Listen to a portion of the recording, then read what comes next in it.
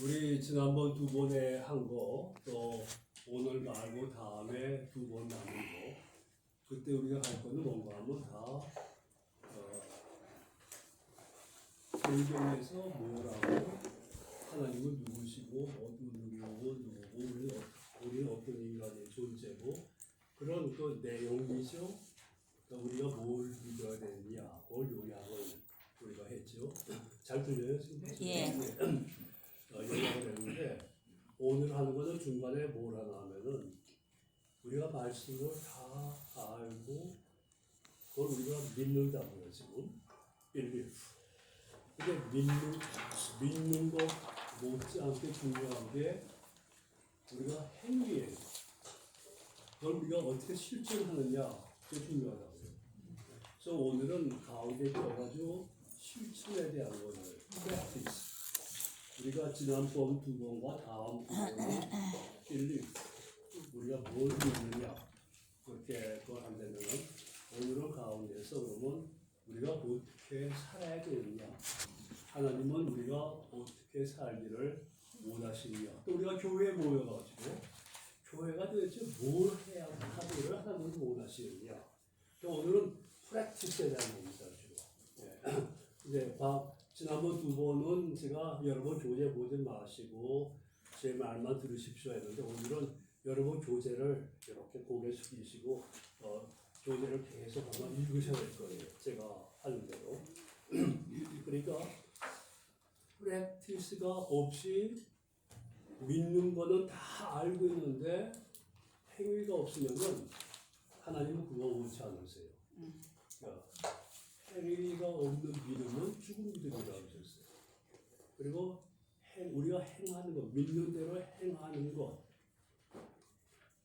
그렇게 하다 보면은 자연히 열매를 맺게 된다고요. 또 주님이 열매 없는 나무는 찝어버린다 그랬어요. 열매가 있어야 돼요. 열매를 자꾸 맺으면서도 우리 인간은 아무래도 우리가 죄성 갖고 있기 때문에 또 죄 짓는다고, 또 실수한다고, 또 그런다고. 그럼 또 회개하면 하나님 용서해 주세요. 그리고 또 다시 조금 더 나아가서 굴 앞으로 보면은 이렇게 올라가는 게 아니라 높낮이 하면서 점점 올라가는 거. 그걸 우리가 신학 용어로 성화, sanctification. 그러니까 행위가 있어야 돼. 믿기만 하고 행위가 없으면 안 돼요. 우리 한국 교회에 처음 선교사님들이 와서 한 가지 너무 복음만 말씀하시고 행위를 조금 덜 얘기를 했어요. 그래서 천주교에서 우리 개신교를 비판할 때 제일 먼저 하는 게 행위가 없다고요. 참 뜨겁게 믿고 아멘 하고 동성기도 막 하는데 행위가 없다는 거야. 행위가 있으면은 사회가 저렇게 되지 않는다 이거지. 그러니까 오늘 우리가 하는 거는 그러면 이렇게 우리가 이런 걸 다 믿는다. 하나님은 누구시고 인간은 뭐고 구원은 어떻게 받고 성자 예수님은 누구시고 성령님은 어떤 분이고 교회는 어떤 거다. 주님이 뭐라고 하셨다. 그러면 우리가 믿는 우리가 그거를 어떻게 실천해 나가야 되느냐. 개인적으로 또 교회로서 오늘 그걸 할 겁니다. 네, 그러니까 오늘 쭉 한다면은 여러분 다 연만하신 분이지만 오늘만은 예외로 여러분 잘 들으시고 이거 보시고 그 다음에는 제가 간단히 한번 쫙 정리할 거예요. 정리한다면은 두 분씩 짝을 줘갖고 한 분이 한 분한테 오늘 배운 걸 간단히 요약을 하셔야 돼요. 오케이? 예. 그리고 맨 나중에 시간이 있으면은 우리 중에 한 분이 한번 얘기해 보세요. 왜냐하면 이게 행위가 그만큼 중요하다고요. 그러니까 행위가 안 나오는 믿음은 뭔가가 잘못된 믿음이야. 그러면 우리가 어떻게 행위를 해야 될 텐데 어떻게 행위를 해야 되느냐?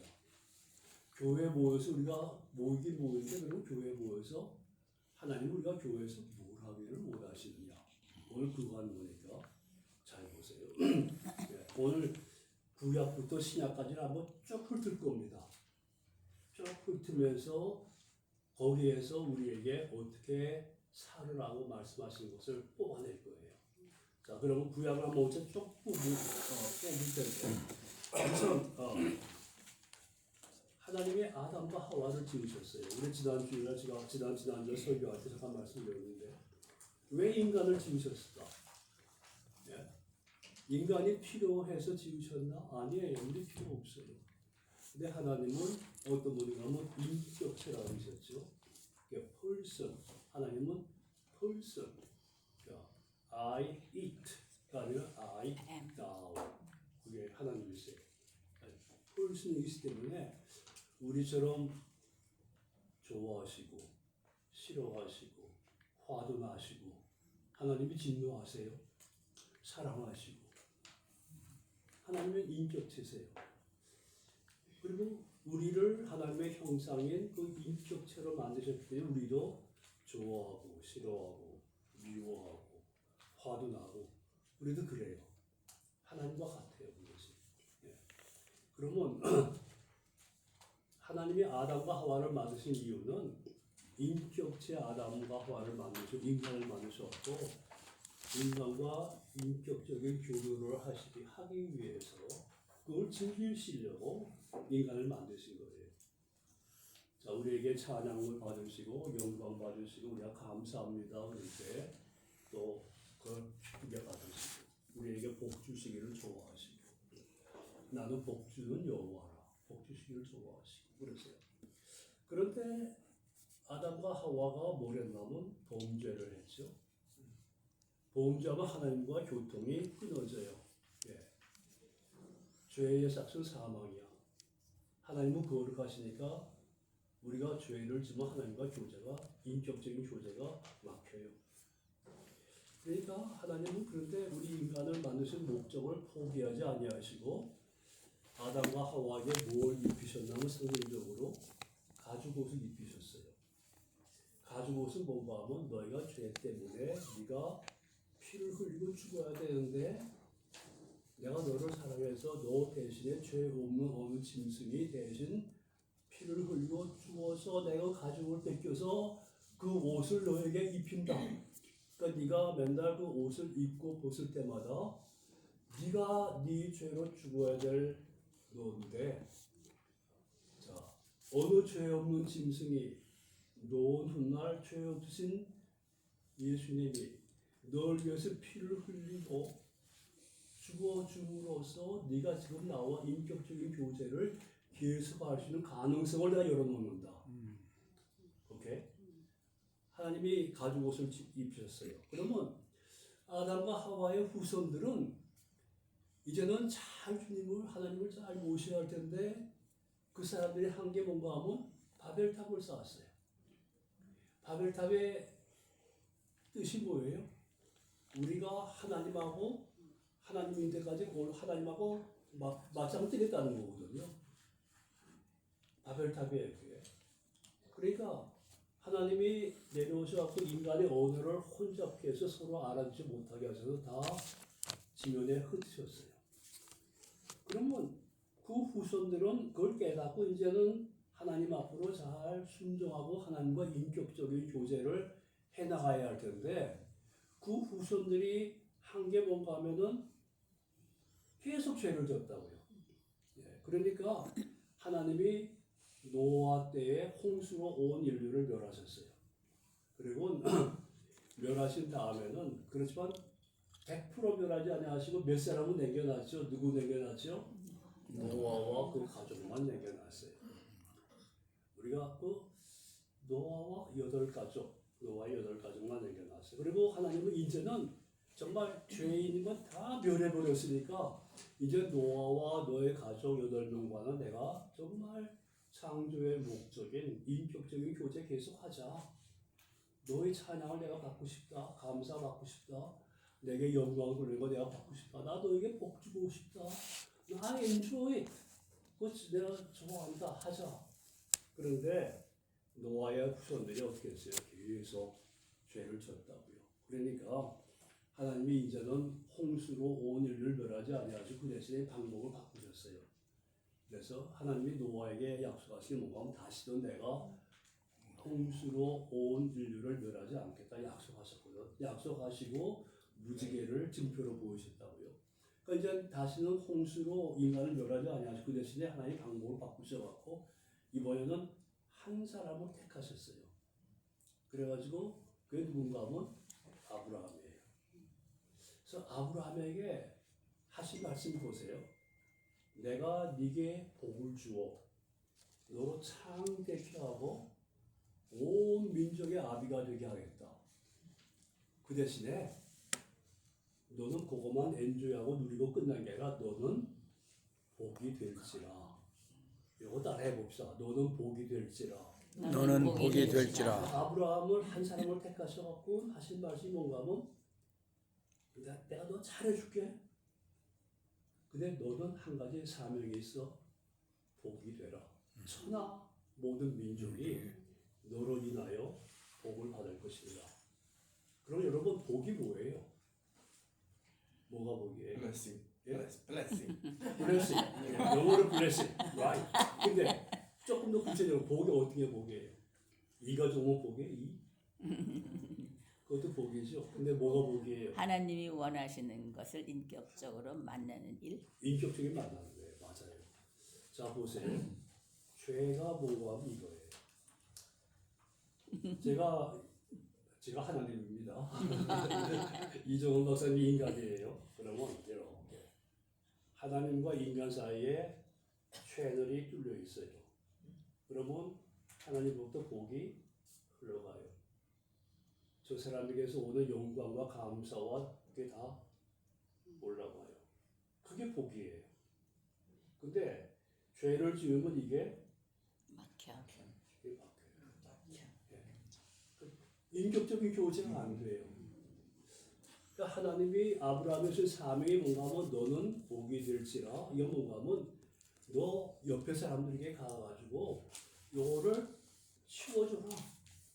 예? 요걸 치워줘라. 그러면 다시 하나님과 인간과의 요 교제가 인격적인 교제가 이루어질 수 있다. 복이 될지라. 따라해봅시다. 복이 될지라. 복이 될지라. 여러분 이게 아브라함의 준 사명이에요. 그 아브라함의 자손들 이스라엘 백성들에게 준 사명도 그거예요.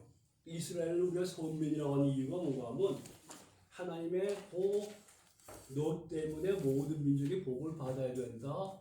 그 사명을 갖고 하나님이 아브라함을 택하시고 후손을 택하셨기 때문에 선민이라는 거예요. chosen people. 네, 그래요. 그러면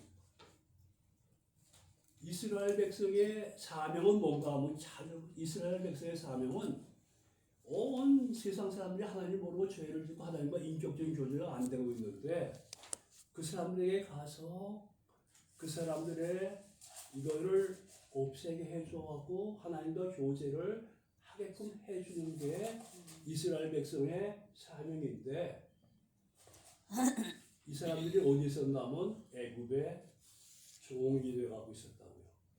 잘 보세요. 그러면 이스라엘 백성은 복의 근원이 되어야 될 사명을 갖고 있는 하나님의 선민인데 하나님의 선민이 애굽은 뭔가 하면 영적으로 하나님을 인정하지 않는 죄악 세상을 상징해요. 그러면 하나님의 선민이 죄악 세상에서 노예가 되어 있다고.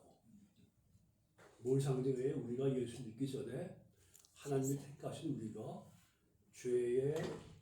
죄악상의 죄의 노예가 되어 있었죠. 예. 이해하시겠어요? 중요한 겁니다. 예. 그러면 이스라엘 백성의 선민이 하나님을 인정하지 않는 죄악 세상의 노예가 되어 있었다. 우리가 예수 믿기 전에 하나님이 택하신 우리가 선민이 우리가 죄의 노예가 되어 있었다. 그럼 하나님이 이스라엘을 어떻게 했냐면 출애굽을 하셨어요. 출애굽은 뭔가 하면 애굽에서 건져내시는 건데 그거를 우리가 영적으로 가면 구원을 시키셨어요. 구원. 그러니까 이스라엘 백성들이 하나님의 선민이 죄악 세상에 노예가 되어 있다가 구원을 받아서 그게 출애굽이에요. 그러니까 구약에서 출애굽기가 제일 중요해요. 구원사예요. 그래서 네. 구원을 하셨어요. 그러면 구원을 하실 때 어떻게 구원하셨느냐? 이거 중요해요. 이거 잘 보세요. 하나님이 이스라엘 백성이 죄악 세상 애굽에서 노예가 되어 있었는데 그거를 출애굽 구원시키시는데 어떻게 하셨냐면 유월절을 기해서 하셨어요. 거기서 유월절이라는 걸 만드셨어요. 뭔가 하면 너희 이스라엘 백성들은 흠없는 어린 양을 잡았다가 그날 저녁에 다 같이 한꺼번에 각 집에서 어린 양을 죽여라. 그리고 그 피를 그릇에 잘 담아갖고 그 피를 어떻게 하라고 그랬어요? 자기 사는 문설주에다가 뿌리라고 그랬어요. 그때 애굽에는 모든 집은 돌로 피웠어요. 근데 문설주만은 나무예요. 나무에다가 어린 양의 피를 뿌려라. 뭘 상징해요? 예수님 십자가에서 나무에 달리사 어린 양 예수님이 달리신 것.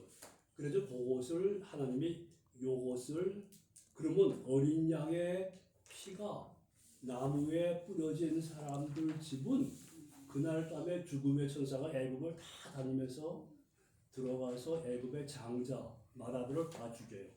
근데 어린 양의 피가 문에 뿌려진 집만은 유월 패스 오버를 해서 거기는 안 들어가고 거기 있는 장자는 살아요. 그 당시에 장자는 전 희망이에요. 그 집안의 모든 거예요. 예? 그러면 그리고 그러니까 애굽 사람들이 막 놀래가지고 이스라엘 백성들 빨리 나가라고 막 빨리 가라고 막 금도 주고 은도 주고 빨리 나가라고 그랬어요.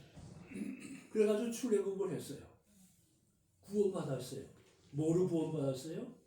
어린 양의 피가 있었기 때문에. 그러니까 구원받는 길은 뭐 기적이고 뭐고 그게 아니라 어린 양의 피가 있어야만 그건 또 그 전에 멀리 아담까지 올라가서 가지고 죄 없는 짐승의 피를 흘린 거 다 통하죠 이렇게. 나중에 예수님이 6월절 명절 기간 동안에 십자가 나무에 달려서 피를 흘리셔서 그 피를 믿는 우리는 그 피가 우리 마음에 뿌릴 때 우리는 구원받아요. 구원받는 길은 그거 하나예요. 우리가 하나님 이렇게 아주 스페시파이 하신 거예요. 그게 6월절이에요. 예. 그러니까 출애굽은 구원이죠. 그러면 여러분 보세요. 많은 분들이 그런 질문합니다. 예수 믿고 구원받았으면은 이제부터 나는 이제 만사 형통 돈도 잘 벌고 건강하고 애들도 잘 되고 그래야 될 거 아니야? 근데 그래요? 여러분 안 아프세요? 아플 때도 있고 수술도 저도 자다가 1년 만에 수술 받았는데 수술도 받고 왜 그래요? 자식의 말썽도 부리고 이스라엘 백성이 죄악 세상엔 애굽에서 노예로 살다가 어린 양의 피 때문에 구원을 받았으면은 이제 만사 형통이 할 텐데 그게 아니라 앞으로 딱 가로막은 게 뭔가 하면 홍해였어요. 홍해는 뭘 상징합니까, 여러분? 그거는 우리 인간이 내 힘으로 건널 수 없는 걸 상징해요.